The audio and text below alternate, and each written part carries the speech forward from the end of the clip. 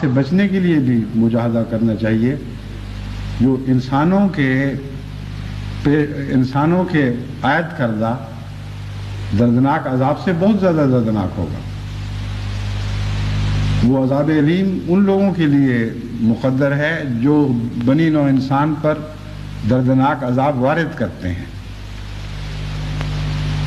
دنیا میں جتنی بدیاں ہیں ان کے نتائج ان بدیوں سے براہ راست ایک نوعیت کا تعلق رکھتے ہیں.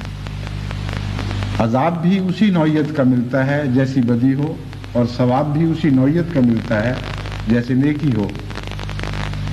بس قیامت کے دن دردناک عذاب انہی لوگوں کو ملے گا جو اس دنیا میں خدا کے بندوں کو دردناک عذاب میں مبتلا کرتے ہیں. اور بعض دفعہ یہ وعدہ دنیا میں بھی پورا ہوتا ہے مگر لمبے عرصے کے بعد. اس سے بچنے کے لیے بھی مجاہدہ کرنا چاہیے. جو انسانوں کے عائد کردہ دردناک عذاب سے بہت زیادہ دردناک ہوگا. وہ عذاب علیم ان لوگوں کے لیے مقدر ہے جو بنی نوع انسان پر دردناک عذاب وارد کرتے ہیں.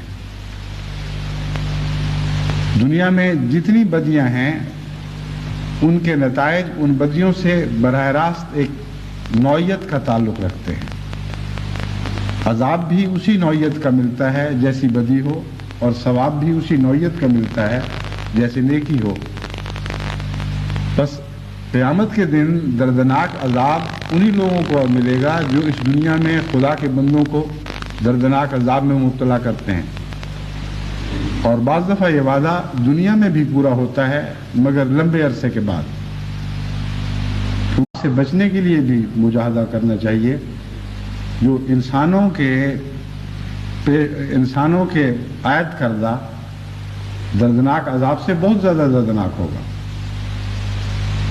وہ عذاب علیم ان لوگوں کے لیے مقدر ہے جو بنی نوع انسان پر دردناک عذاب وارد کرتے ہیں.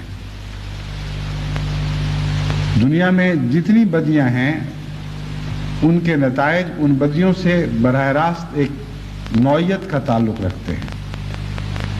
عذاب بھی اسی نوعیت کا ملتا ہے جیسی بدی ہو، اور ثواب بھی اسی نوعیت کا ملتا ہے جیسے نیکی ہو. بس قیامت کے دن دردناک عذاب انہی لوگوں کو ملے گا جو اس دنیا میں خدا کے بندوں کو دردناک عذاب میں مبتلا کرتے ہیں. اور بعض دفعہ یہ وعدہ دنیا میں بھی پورا ہوتا ہے مگر لمبے عرصے کے بعد.